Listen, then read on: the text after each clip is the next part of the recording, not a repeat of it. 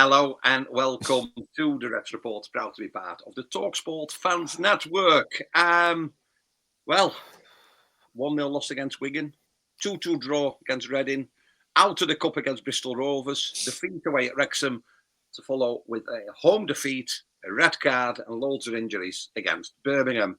All set for a fantastic festive period and about the FC. And to talk us through that, Steve, who's just come back from his works do, bitter indigestion, bit of bloatiness, and don't move your camera any more than that, Steve. And also joining us, of course. No need.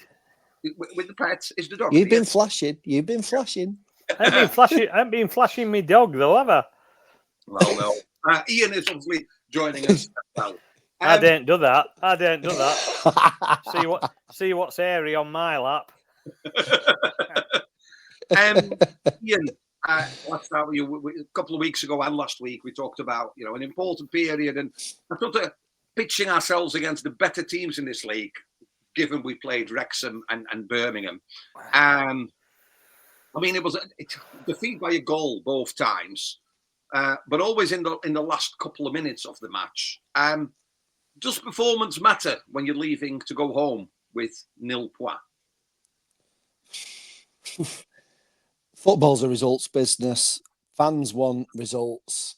You don't want to see good football and lose 4-3 every week, do you? Let's be honest.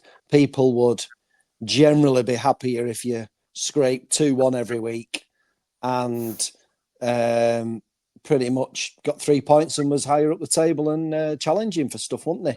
I think at the minute I'd just take a 90-minute performance, seeing as we've not really seen one this season yet. Well, maybe the odd one, but once again, Saturday proved it that we played in for about 15, 20 minutes in the start of that second half and did nothing else for the rest of the 90. And it's in those periods we got punished, isn't it, Steve? It's almost like we take charge, we might score a goal, but then when we drop it, it's not about maintaining or 11 man behind the ball. It feels like we forget how to play. And the good teams, or the better teams in this league, i.e. your Wrexhams and your Birmingham, they punish you for that, don't they? You know what? We've played some semi-decent football, but there's no end. We're not getting anywhere. We're having, we can have 1,000 shots on target at goal, but nothing on target. But we're not creating. We're not really creating any clear-cut chances. My worry now going into next 3, 4, 5 games over Christmas, you've got likes of Roberts and Earl out for God knows how long. You're going to be relying on Pines, Conor McCarthy, who came on and went off on Saturday, strangely. You've got your George Gent there that if anything happens to him, we're knackered because we haven't got anybody else with a left foot. It's going to be a worrying time. But my main concern is midfield. Midfield is still looking, for want of a better word, shite. And they were on Saturday. That second goal, when it bounced through Russell's legs, it were like he were turning bloody Titanic. And to be honest, he could have brought him down before he even got anywhere near shooting. But he fannied about with his right foot, and I think he was just trying to tickle him with it. And then they've got another goal. And you just think, from somebody who's played, he had 3 or 4 games where he actually looked like a bit of a player, he's reverted back to being a bloody donkey. But who is it? Sky again? Who keeps lauding us as having one of the best midfields in the league? Because I don't normally do it because it usually boils me piss, but I looked at some comments online after the final result, and a lot of Birmingham fans were saying, "Oh, your best. Where was your best midfield in the league? You've got the best midfield in the league," and all this. I'm thinking, well, who's drumming this up? Is it like Sky with the old Adam Phillips is the best player at? Oh, they did that at the beginning again, didn't they? At beginning Yeah. at programme, they're saying, "Oh, this is Adam Phillips. He scored 9 goals in 8 games. What they didn't tell you is these 8 games have been spread over the last 25 years or stuff like that, or we've not actually seen him kick a ball straight for the last 3 matches. Focus on somebody who's actually putting a bit of summit in. Focus on Humphreys or focus on Mark Roberts. A player that's actually doing something for the team. But it's same as all with these pundits. They just, half of them just talk out their arse. And guy who were doing bloody commentary on Saturday, I ain't being funny. I've seen more life in a tramp's vest. Talk about boring. Fucking hell. Excuse my French. I've had a drink, by the way. I don't know if you can tell. The thing is, though, I think that's mainly stats driven. They look at the Barnsley team, they see you scored 8 goals. It's like, oh, he must be really good. And between now, so obviously we're away at Exeter, 14th of December, and after that it's Leighton Orient at home the Saturday after, Boxing Day Bolton away, 29th of December Peterborough away, and then we've got Wrexham at home on New Year's Day. Now it looks like Roberts will be out between 4 and 6 weeks. Josh Earl will be out between 3 and 4 weeks, so guaranteed they will miss the whole festive period. Jello's out for a minimum of 3 months after having another operation on his shoulder. The only good news is that Stephen Humphreys came off in Saturday's defeat, but he has returned to training and he'll be fit. That's a big conundrum to sort of look at, isn't it? Because if you play 3 at the back, 2 of them are missing. Strength in depth is going to count. I know we talked about it on the WhatsApp earlier, but is it time to look at January and recall some of our defenders that are playing elsewhere and give them a chance? Because how are you going to resolve that? Or is it time for some of the academy lads to come in here? I'd recall Shepherd and Lapata for me, for a start. He's obviously the obvious ones you've mentioned. He's still got people who are fit at the minute, like Pines and McCarthy, that can come in. But who's to say we're not going to pick up more injuries in a busy Christmas period? I'd be looking at definitely bringing them back. I don't know whether they've been playing. I've not followed their careers while they've been away, whether they've been playing or whether they're match fit or not. But apparently they've been playing really well. Apparently both Shepherd and Lapata have been playing really well for their respective clubs. Admittedly second division, but yeah, Shepherd apparently is getting rave reviews. So so I think we need to be getting them back, because we've said this many a time before. I know Shepherd needs a bit of fine tuning, but I see a player in him.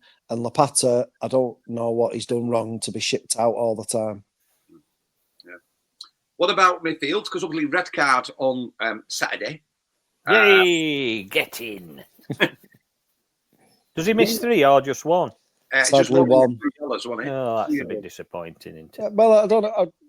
He's missed the last few as well, hasn't he? Well, that's true. He didn't even have a car. I saw somebody put on Twitter today that they were watching Barnsley training, and some had white bibs and some had yellow bibs, and they came to the conclusion that one at colours were going to be first 11 and other colour were going to be who were on bench and who were at spares. So apparently Phillips had a black bag on, so that's round about his batter, really. And, we talked earlier in the season a lot about the 2 loanees. Who then came under a bit of criticism for maybe dipping in form a little bit. It is when you're an academy player and then suddenly you go to a League One club. Who do you look at to replace Phillips? Naquali, he did all right, and lots of fans saying he didn't really deserve to be dropped, but he was. Does he replace Phillips? No. Are you looking at who are you looking at? DKD replaces Phillips for me. Pull him back and let him play in the proper position that he can actually play, rather than sticking him up on left wing where he gets no service whatsoever. And then put Naquali in middle instead of Russell. For me, it's not working with DKD and Humphreys at the minute, is it? He needs to drop him back in a bit more of a familiar position. They're not close enough. They don't play close enough together. They don't play like a strike partnership. But having said that, yet again, midfield, they're not getting any feeding of good balls or anything. But we've been down this road before. We've talked about this before, about midfield. We've not got somebody that's going to play that killer pass. And no, before anybody shouts at me, Phillips can't play that killer pass. I think This talk, I don't know, true. This talk, Spurs might recall Matty Craig because he's not getting played, and then loan him out again in January to somebody else. So we might. It won't surprise me. But he's another player that's dropped out for. All right, he had a couple of iffy-ish games, but you can't tell me he's not a better player than Russell. Surely to God. Oh, Matty Craig. Oh, sorry. Keep up, mate. Keep up. Deal. Who's had the drink? Who's had the drink tonight? You were building it up like you had another player. I thought you were going to mention Benson or somebody like that. He's probably in. Balsawood Benson. That's no good, is it? But let's face it. You look at his birthday card, so you know. Look at midfield now. We had, we thought we had a bit of strength in depth. When it actually boils down to fact, we haven't got any strength in depth in midfield. All right, Naquali should come in because he deserves a game. DKD should be dropped back because he'd play better in that attacking midfield role, which is Phillips, because Phillips has done bugger all. But then after that, who are you looking at? Matty Craig in and out, but you'd think he would play. Benson's, God knows. Then who else you talking? I can't think of another midfielder other than you're looking at kids. What's happened to Younger Nathan? Next big thing, not even on bench now. My mate's favourite player, by the way. Hi, Mick. Mick's just had Guinness 0 for the first time. Considering he's 60-something year old, he's just had Guinness 0. And he said it's very nice. He said, you'll never guess what? It tastes like Guinness. Fucking hell. What a surprise that is, Mick. I bet you didn't have any, did you? No, I didn't have any, mate, messing about like that. That was silly. And so if we look at the personnel issue, drop DKD back, Naquali could come in, and we'll not resolve it, even if we have a 24-hour podcast marathon. What is it about this 90-minute performance? What is it? Freeze the home and away form thing. Let's just throw that away altogether. Why is it that home or away these days, in flashes, we show really good football? I mean, the opening against Wrexham, you thought, you know what, they're up for this, they're really good. Why? What is it about that patch of 10, 15, 20 minutes where, I don't know if there's an update and everybody stands still for a bit while the update is being downloaded and installed? Squad's not good enough. Players are not good enough. Look, compare the squad to only 2 years ago. It's not a patch on it. No. Every year we've lost the better players and replaced them with poorer replacements, and now you're reaping what you sow. I mean, the board are doing what they can and putting money in what they can to keep it afloat, but they either can't or won't dig deeper, and the quality isn't there. You've lost. We had the likes of Daryl DK, Carl Morris up front, players like that. We don't have that quality anymore. You could look through the team. There's not a Mowat in there. There's not an Ethan Pinnock at the back. The squad's not good enough. The players are not good enough. They're not good enough to put 90 minutes in every week. My other worry going into this festive period, especially around Christmas, they come fast. The loss of Roberts is not only colossal at the back, not only the fourth row, it's the leadership at the back, because he arranges that back four, isn't it? That's him. Whether it's 3, 5, 4, how many, he is that Mr. Reliable. And I said it a couple of weeks ago, and I think Donovan Pines as a person is absolutely fantastic. Talks well. There's been some features on the website, on social media about Christmas and Thanksgiving and everything else. But I worry about him when he goes on the pitch, because not only does he lack, and that could be experience, that intelligence of he's faster, stay a couple of yards off, easy ball out rather than trying something. I know he scored goals like last season and that. Where is the leadership going to come from? Because the Javigny, in patches when he goes forward and, at times struggles, but, I do feel he gives 100%. Sometimes I just think he's maybe not good enough, but his effort cannot be, for me, cannot be in doubt. But he's not a leader, is he? If McCarthy comes in, not really a leader. Pines, I just think Pines needs a couple of good seasons to become a really, really good leader. So who are we looking at to lead that back 3, 4, or 5, whatever it may be on Saturday? Well, you should be looking at Connell to lead the team, is what you should be looking at. But I think he's finding it a bit of a struggle, and I think he's finding it harder than he actually thought it were going to be. We all wanted him to be captain at the beginning of the season, and when it were announced, we all cheered. But now, he's not the player that he was last season. It's certainly taken something away from his game, whether he's concentrating too much, whether he is overthinking things, I don't know, but it's certainly knocked him off. But that should be a leader on pitch. I mean, you can't even say that Killip will organise his back three, No, or back five, or whatever, because he's I'm still undecided about Killip. I really am. But there isn't any. Now you've taken Roberts out of it. Where is your natural leaders? And I don't know. I mean, even Earl. I mean, like I say, it is Roberts is the main one, but Earl's an experienced defender, and he's out as well. So you, like you say, Killip is not a commanding goalkeeper who shouts and balls at his defenders and arranges them and organises them. They're going to be a lot of individuals at the back, and that's what you kind of fear, certainly for set pieces and stuff. That Roberts is almost like glue. That kind of keeps them together, and Earl to a degree because of his experience, and they're both missing. I think there isn't anybody, is there? There isn't anybody. Really. Nobody that comes to mind. Somebody was telling me today at work, and initially I sort of laughed it off, but then the more I thought about it, I thought maybe they've got a point. If we had a season like we did 2 years ago, Connell would have been a great captain. But Connell hasn't got the skill or the experience to really, when players are down and they're underperforming. I think if you're winning every match or you're getting points home and away, you don't need your captain as much, do you? Because the engine's running. You need a captain when things are not going well, i.e. the home form, i.e. the 20-25 minutes where we take a bit of a siesta and we let them have the ball for a goal if they want. That's when you need your captain, isn't it? And it's just not there. So, a forecast then, score forecast for the away match, away at Exeter. We'll let you start. First, Ian. Well, this trend has got to stop on it. I'll go a scruffy 1-0 win.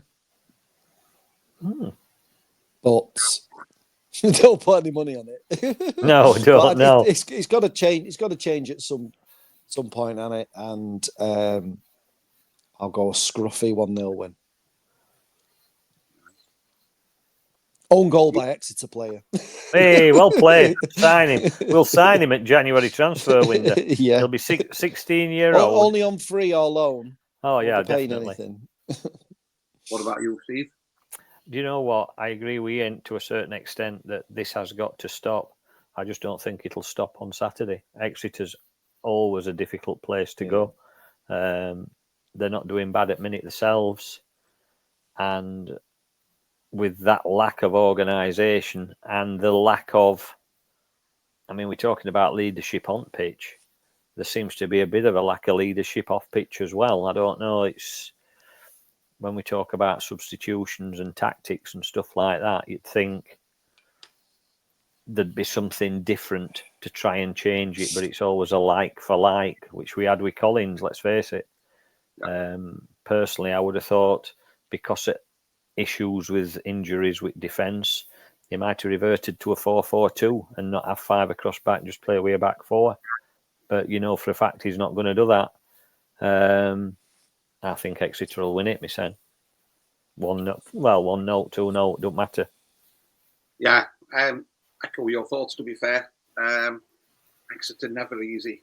I remember them, I can't say this season, but the last couple of seasons, a big physical side that sort of bully you a little bit. And in spells, we've shown real good cohesion, togetherness, but that goal's missing it well. And I just think, listen, I hope I can get proven wrong, but I can see a 2-0 loss. So I still wonder, whether we've got too many chefs. When you look at what's on that bench, we Urahan, Stead, Devaney, Clark, that other old guy, I can never remember his name. Maybe we should be thinking, hold on a minute now, maybe we should just go to listening to one voice. You know what I mean? And I think if this continues, and I don't blame Clark for everything, I don't, because some of them players really need to have a look at the career choices because they are not performing. Clark has got to take some at blame, but it'll be Clark that takes fall. Yeah, no, it is. And it's the... And then Connor will step up. Yeah. Well, yeah, but then again, see and it, you're back can't to it. Is of course you can see it now. You could say, if you want it to be really, really cynical, some of them players aren't playing for Clark because they want Urahan. But there's no guarantee Urahan would take manager's job anyway. There's no guarantee that Board would want Urahan to take manager's job. No. All ifs and buts. It's all bollocks. It'll be Christmas, don't matter. Right. Speaking about Christmas, little gift for you boys. Bit of a quiz. I'm relying on you here, Steve, because my head's battered. The quiz. If it's an easy, is it a film quiz? It best be a film quiz. So, as an example, if I was to ask you for footballers with the word Van, as in like Van der Water in the name, you could say Van Dijk, Van Persie, Van Basten, Van der Sar, Van der Bommel, Van der Beek, you'd be right. If you said Van der Watering or Darten Van Haier, then obviously you would be wrong and you would be out. Darten Van Haier. That's his joke at year, that one. Save that one. People are at home writing that down now. It was a very busy parents' evening tonight. So, what I want you both, because you can work together if you want, I want you to name me the top 10 top goal scorers for Barnsley FC. So you can mention a player, and I will tell you how many goals he scored, if he's in the list, or if he is not. How far back are we going here? We're going back about 20, 25 years. So it's when I say pretty recent, we were watching the Reds roughly then. So from 2000? Yeah, maybe slight. No, yeah, that's about right. Go on then. Daniel Nardiello, I'll kick it off. So Nardiello. Yes, he's in ninth position, 133 appearances and 32 goals. Well done. Devante's up there, isn't he? One of them. Devante goal, yeah, 152 appearances, 43 goals. He comes in at number 4. Oh. Coley Woodrow? Coley Woodrow, 157 appearances, 53 goals. He's in second place. I can tell you, now you've mentioned Devante Cole and Coley Woodrow, all the other players are retired. One is a coach now, but they're all retired as players. I thought Devante Cole was retired. Are we going as far back as Hignett? Craig Hignett, yes. 71 appearances, 32 goals, comes in at number 7.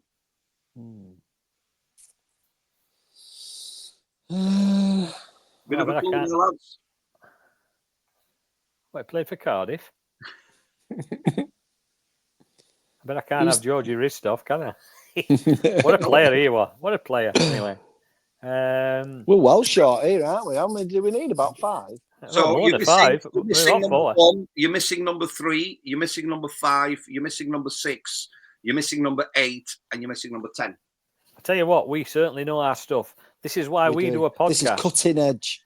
This is why we've got 3 listeners, and I got a birthday card off 2 of them. And one of them you've actually mentioned by name in this show. DK? No. Carlton Morris? No. Oh, Alex Mowat? No. You mentioned too many chefs. Oh. John Stead. He didn't play for us. Yeah. Did he? No, he didn't. I didn't think he did. Uran. In number 10, 136 appearances and 31 goals for the lovely specimen of a man that is Conor. I'll tell you what, I know what if nobody's switched off by now, I'll tell you. Well, this is one of them where they're all shouting at screen, aren't they? They're all giving us some rate abuse. So somebody's watching this with a 65-inch plasma. Again? Wait a minute, let me show you. I got it. No, don't go. If you're watching us, put your guesses in the comments. We'll go back to you on Sunday when we're available. Yeah, Carlo's got a special prize for you. Looking for number 8, number 6, number 5, number 3, and number 1. So you're halfway there, like Bon Jovi said. Anyway. Who played up front with Woodrow before Morris? What about Kiefer Moore? No. For more. Kiefer Moore. No, he's not in the top 10. Uh, I would like to say that at number Trying to 11 is the all-time great with so far 111 appearances and 28 goals. It is Steve's number one player, Adam Phillips. But he's number 11, so he don't count. Wow. I'm trying to think of about like the 2006 to 9 era. I'm trying to think. Adam Hamill. You've Adam Hamill. Oh, nice. Hey, you pulled that rabbit out there, didn't You you? like that one? Yeah. Yeah, but he's not on the list, is he? He's not on the list. Yeah, but what a player. Let's Yeah. script this, just replay that goal from Wembley. Let's give you some clues. Number 8, likely if you had a team of an all-time Barnsley FC 11, he would probably be the captain. He would probably be the captain. Moet. Didn't you say Moet? I said Moet. No. You think back of the good or the best time we had as Barnsley FC, who was the captain? Neil Redfern. Neil Redfern, 99 appearances and 32 goals. That's 1 in 3. Comes in at number 8. 7 was Hignett, which we said. So number 6. Number 6 often get mentioned. One day every single year for that goal. He scored a fantastic goal. That's Darren Barnard. Barnard. 186 appearances, 33 goals. You see, we're not thinking about this properly. We're trying to think of strikers, and it's not. No. There's other players. Eden on there? One is sorry? Nicky Eden? Nicky Eden's not on that. No, number 1 was an out-and-out striker. Number 3 was an out-and-out striker. Number 5 was an out-and-out striker. So you're looking for strikers now. Bruce Dyer. Bruce Dyer, 195 appearances, 62 goals. He is the all-time Barnsley FC goal scorer. Clint Marcel? Clint Marcel is not in there. Ashley Ward? Ashley Ward is not in there. Oh. The player at number 3 at one point was probably, after he left the club, one of the most hated players for quite a considerable amount of time. Sam Winnall. Sam Winnall, 115 appearances, 48 goals. Of course, the famous Peppa Pig incident at Oakwell. Reds fans. That was funny, that. Yeah. What we got left now, then? Just the one? You mentioned Devante Cole, so there's one left. You've got one left, number 5. This is probably one of the older ones. I think you're looking at this one, probably the same era roughly as Bruce Dyer, I think. But my memory is not very good. It's been a long day at work, I must admit. John Hendry? No. No. Paul Wilkinson? Now, I'll give you the stats. 165 appearances with 36 goals. See, I'm going back now and I'm thinking of the likes of Andy Payton and Mike Sheeran. Yeah, Mike Sheeran in at number 5. Well done. How far are you going back here? I've gone back to 1972. No, I don't know. He said 2000, and I'm sure Mike Sheeran will be before 2000. Yeah. Only just. Listen, it's a bit of fun. Just chill. It's not. It hurt my head. I know. I'll have to have another drink. Anyway, thanks for your help, Ian. You did well there, mate. Cheers, thanks. Next week, we'll do another quiz segment. So no more quizzes then. Have we? Yeah, forget the quiz. next week, we might go higher, lower, talking about goal scorers and or maybe. Or we'll have a colouring exercise. We'll colour something in. The helmets on. Boys, let's hope that next week we can be a little bit more positive. Let's hope the Reds give us something festive. Can I have a suggestion? In the mood. Go on. Are we Christmas jumper in it? Next week? Yeah, Christmas jumpers. Yeah, why not? I'll put my new AC Milan shirt on I got for my birthday. How about that? Is that festive enough for you? A bit of tinsel if you've not got that, or a bauble. Right. No, don't get your baubles out. Baubles in 65-inch baubles. Fantastic. Whoever it is has got that big telly. Don't watch it next week, for Christ's sake. Right, I'm obviously talking about baubles. Let's leave it there. You have been listening to the Reds Report with Steve. Good luck. Well done if you've made it this far. Yeah, you made it this far. Send us your email and we'll send you a card thanking you for all your hard work and everything. Proud to be part of the Talk Sport Fans Network. If you're listening, watching, or taking part in the Reds Report, let's do it all again next week.